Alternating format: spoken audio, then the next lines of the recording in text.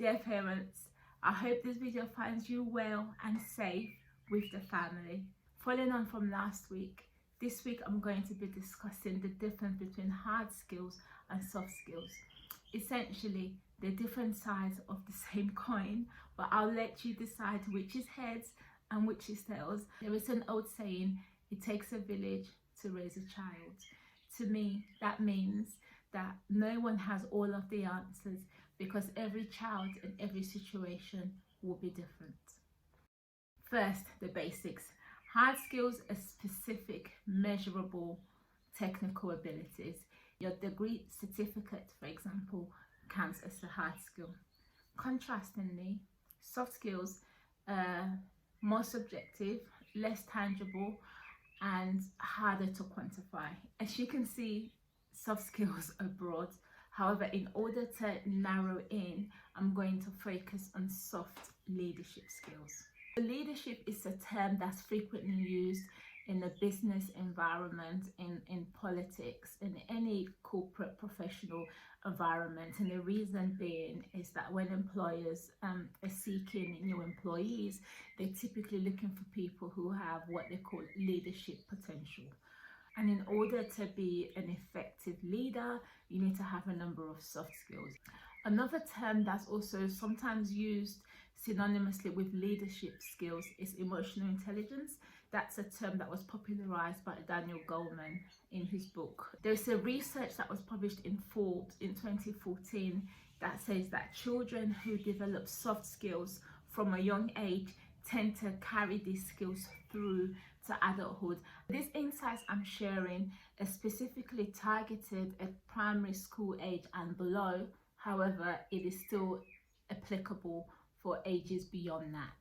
And the reason why I'm focusing on that age is because that is essentially the foundation years of life, so that would carry your child through life. Of course, it's never too late.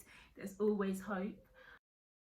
I've taken a list of the top 10 skill sets that the World Economic Forum has recommended as the skills that would need to be developed by 2030. I've mapped them to these 5 skills because the 5 are easier to remember and easier to follow.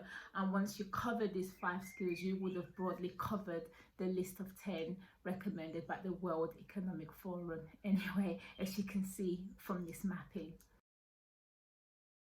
I came up with this framework coach when I was expecting my first child about 12 years ago. But at the same time, it came from a personal pain, in the sense that when I started my career, I did have some disappointments in the early days, partly because I lacked some of the soft skills. So whilst I had really good hard skills, I graduated top of my class in mathematical sciences. However, I lacked confidence.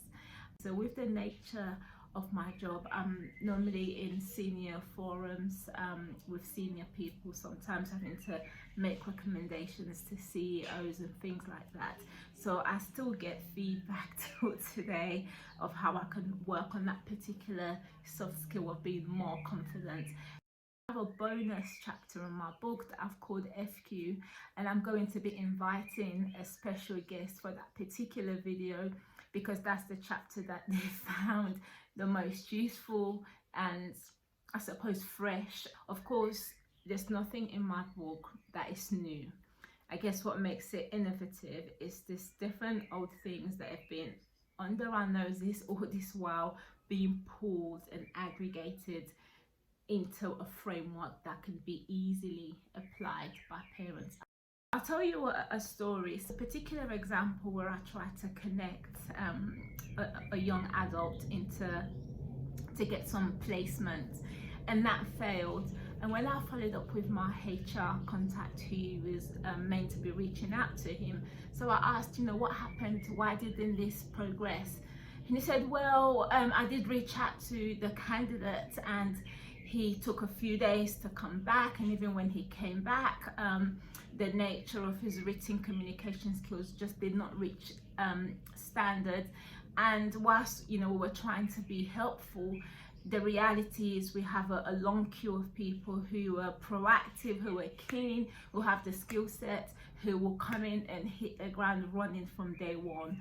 So as you can gather from that story, whilst soft skills might be hard to quantify, but they're essentially very critical. I like this quote by Warren Bennis, and essentially what it says is that there is this myth that people are born from day one and they're a leader, but the truth is the journey that we take through life, is the exposure, the experiences, sometimes the disappointments, that essentially makes a leader at the end. Whilst hard skills are very important because they will get you hired in the first place, unfortunately the lack of soft skill or the right soft skill set could get you fired. So with the next installment, I'm going to be focused on confidence, and this is something I've alluded to as a very important skill. I mean, I've heard people say confidence is everything. Thank you for your time.